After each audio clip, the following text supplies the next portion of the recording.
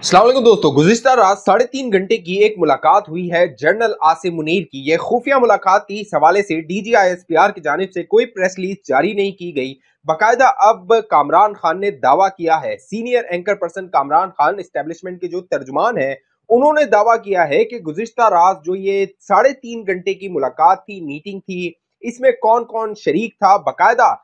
कामरान खान की जानिब से दावा किया गया कि इस मुलाकात में इसाक डार साहब मौजूद थे। इसाक डार साहब की मौजूदगी में इमरान खान से जो मुलाकात के हवाले से जो जनरल आसिम मुनीर थे, उन्होंने इनकार कर दिया। जनरल आसिम मुनीर ने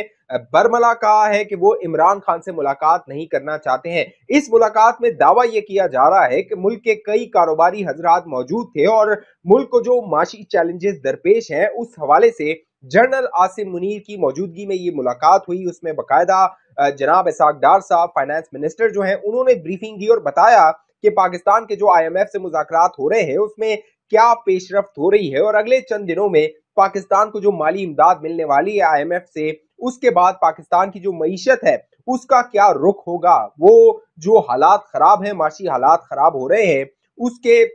जो सूरत हाल है वो मुस्तकबिल करीब में क्या होने वाली है। इस मुलाकात में जनरल आसिम मुनीर के हवाले से बताया जा रहा है कि जनरल आसिम मुनीर ने इमरान खान से मुलाकात से इनकार कर दिया है। जनरल आसिम मुनीर क्योंकि उन पर दबाव था, जो सदर आरिफ अलवी हैं, वो कमांडर इन चीफ हैं, उनकी जानिब से पैगाम दिया जा रहा था जनरल आसिम मुनीर को कि इमरान खान उनसे मुलाकात करना चाहते हैं और अगर वो मुलाकात नहीं कर सकते हैं तो फोन पर गुफ्तगू कर सकते हैं, क्योंकि इमरान खान की ख्वाहिश है कि वो जनरल आसिम मुनीर के साथ जो गलत फहमियां हैं उनको दूर करें और जनरल आसिम मुनीर के साथ वो ताल्लुक आगे बढ़ाएं। जनरल कमर जावेद बाजवा से जो उनकी मोहब्बत थी, किस तरह वो मोहब्बत नफरत में तब्दील हुई। अब जनरल आसिम मुनीर फूक फूक कर कदम रख रहे हैं और वो इमरान खान से मुलाकात के ख्वाहिशमंद नहीं है। जनरल आसिम मुनीर ने इस मुलाकात में गुज़िश्ता रात जो 3.5 घंटे हुई, बताया जा रहा है कामरान खान की जानिब से कि कहा कि उन्होंने इमरान खान को पैगाम भिजवाया था कि अगर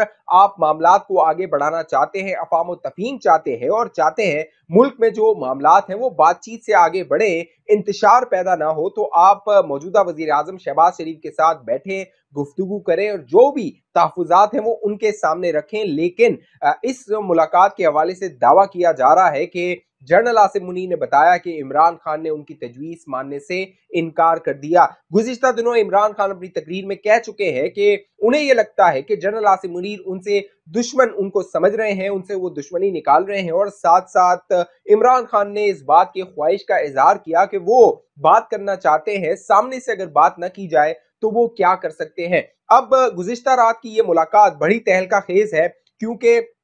कामरान खान गुज़िश्ता कई दिनों से जनरल आसिम मुनीर को आवाजें दे रहे थे और कह रहे थे कि इस निजाम को फारिग करते हुए एक टेक्नोक्रेटिक सेटअप जो है वो पाकिस्तान में नाफिज कर दिया जाए। कामरान खान साहब इमरान खान के किस तरह के सपोर्टर रहे हैं, जनरल फैज हमीद किस तरह कामरान खान को इस्तेमाल करते रहे हैं, अब ये अवाम के सामने खुली किताब है और जनरल आसिम मुनीर की तैनाती में कामरान खान एक बड़ी रुकावट बनने की कोशिश कर रहे थे। बाकायदा जनरल आसिम मुनीर के खिलाफ एक मुनज़्ज़म मुहिम चला रहे थे कि किसी तरह भी उन्हें सीनियरिटी लिस्ट से बाहर कर दिया जाए। यहां तक कामरान खान की जानिब से कहा गया कि जनरल आसिम मुनीर 27 नवंबर को रिटायर हो रहे हैं और जनरल कमर जावेद बाजवा की मुद्दत मुलाजमत 29 नवंबर को खत्म हो रही है। लिहाजा कामरान खान ने यह प्रोपेगेंडा किया कि general Asim Munir army chief नहीं बन सकते, लेकिन अब कामरान खान की उम्मीदों का जो महवर है वो जनरल आसिम मुनीर है और अब गुज़िश्ता रात की 3.5 घंटे की इस खुफिया मुलाकात की दास्तान कामरान खान ने सामने रख दी है। साथ साथ कामरान खान की जानिब से यह कहना कि IMF के साथ मुआहिदे के बाद पाकिस्तान के माशी हालात बेहतर होंगे, ये भी एक गैर मामूली बात है, क्योंकि कामरान खान अब तक ये प्रोपेगेंडा करता रहा था कि पाकिस्तान दिवालिया होने के करीब है और पाकिस्तान डिफॉल्ट करने वाला है। यह भी प्रोपेगेंडा कामरान खान की जानिब से किया गया कि पाकिस्तान के जो दोस्त ममालिक हैं वो पाकिस्तान की इमदाद और मदद करने को तैयार नहीं है। IMF कड़ी शराइत रख रहा है, लेकिन कामरान खान ये नहीं बताता कि ये जो IMF के साथ मुआहिदा किया गया था, इसकी जो धज्जियां उड़ाई गई वो इमरान खान की जानिब से उड़ाई गई और ये जो मुआहिदा है ये कोई नया मुआहिदा नहीं है, वही मुआहिदा है जो इमरान खान ने 2019 में IMF के साथ किया था। अब दोस्तों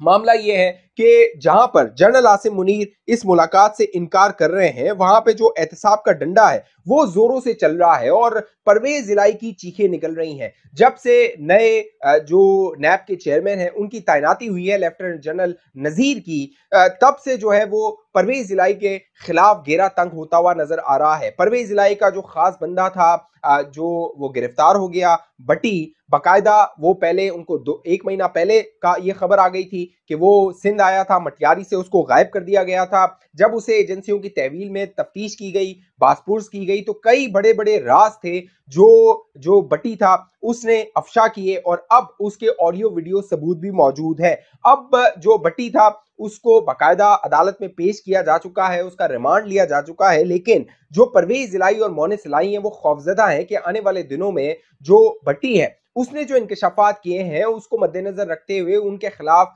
बड़ी कार्रवाई हो सकती है। जो भट्टी था उसने हिरासत में होते हुए चंद इंकशाफात किए, उसके बाद जो ज़र्रात के मिनिस्टर थे पंजाब में जो अब्दुल हई भट्टी,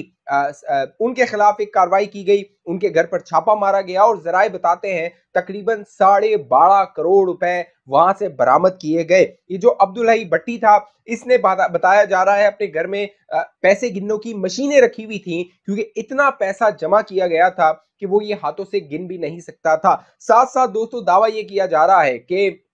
अब्दुल हई भट्टी को जब हिरासत में लिया गया है अब उसने भी तहलका खेज इंकशाफात करना शुरू कर दिए हैं और पहले तो ये मौक़िफ़ इख्तियार किया गया कि उसके घर से जो माल बरामद हुआ है वो उसकी बहन का है जो कि दुबई में मुकीम होती हैं। लेकिन वहां पर सवाल ये पैदा होता था कि बहन ने अगर इतने जो है वो करोड़ों की जायदाद थी, करोड़ों रुपए थे, वो उसको भिजवाए थे, तो वो टैक्स रिकॉर्ड में क्यों नहीं था, एफबीआर के पास उसका रिकॉर्ड क्यों नहीं था, बैंकिंग चैनल से वो जो है वो क्यों नहीं आए, बैंक पर वो क्यों नहीं रखे गए। तो अब मामला यह है कि अब्दुल हई भट्टी ये इंकशाफ कर रहा है कि पंजाब में जब वजीर आला का इंतखाब हो रहा था तब जो पैसे तकसीम किए गए थे, जो पैसे बांटे गए थे और एमपीओ को जो खरीदा गया था वो इन्हीं पैसों से खरीदा गया था। और जो चीफ सेक्रेटरी था पंजाब में 30 साल से वजीर आला, साबिक वजीर आला परवेज इलाही के साथ था भट्टी, उसको जब हिरासत में लिया गया तो उसने ये इंकशाफात किए कि ये पैसे उनकी जानिब से तकसीम किए गए थे एमपीएस को और जो अब्दुल हई भट्टी है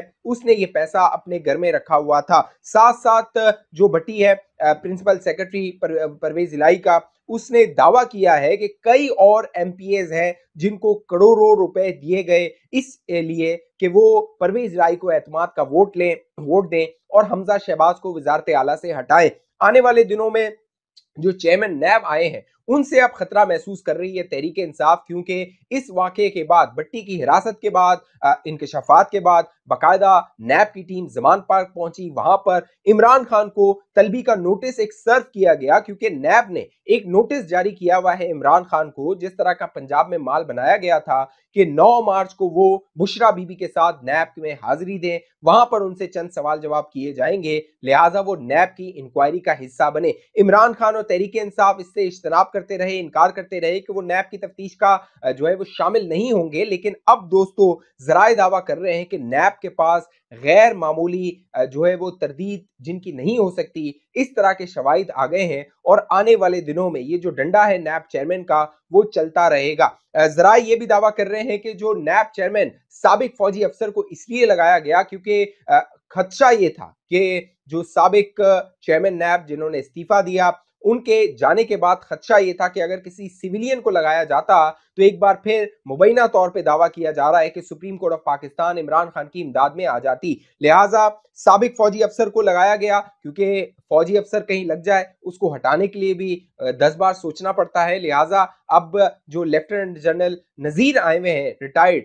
उनको हटाने के लिए सुप्रीम कोर्ट को 10 बार सोचना पड़ेगा इमरान खान की ख्वाहिश को पूरा करने के लिए, क्योंकि तहरीक इंसाफ ने यह दावा किया है कि जो अमल था इनकी तकरूरी में, इनकी तैनाती में, उसको पूरा नहीं किया गया। लिहाजा सुप्रीम कोर्ट से राब्ता किया जाएगा। लेकिन खबर की हद तक तो ये दावा मौजूद है, लेकिन अमली तौर पे अभी तक सुप्रीम कोर्ट ऑफ पाकिस्तान से राब्ता नहीं किया गया है। तो जो शवाहिद बता रहे हैं बज़ाहिर लग ये रहा है कि रियासत ने डंडा उठा लिया है। इमरान खान अगर ट्रैक पे नहीं आता, मफाहमत से, बातचीत से ये आगे नहीं बढ़ता, सियासतदान होने का सबूत नहीं देता, तो फिर डंडा इस्तेमाल किया जाएगा। क्योंकि जनरल आसिम मुनीर ने मशवरा दे दिया था मामलात को आगे बढ़ाना है तो बात तो करनी होगी। इस हवाले से जो भी मामलात होंगे हम आप दोस्तों को बताते रहेंगे। अभी तक ये चैनल आपने सब्सक्राइब नहीं किया, बाखबर रहना चाहते हैं, जरूर सब्सक्राइब कीजिए, घंटी का निशान है उसको लाजमी दबा दीजिए। फेसबुक पे देखने वाले दोस्त हमारे पेज को लाइक कीजिए, फॉलो कीजिए, इस वीडियो को लाजमी शेयर कर दीजिए। किस शहर किस मुल्क से ये वीडियो देख रहे हैं, नीचे अपना नाम, अपने शहर का नाम जरूर लिखिए, मुल्क का नाम जरूर लिखिए, इस वीडियो को लाइक कर दीजिए। अगली वीडियो तक मुझे इजाजत दीजिए, अपना ख्याल रखिएगा। पाकिस्तान जिंदाबाद।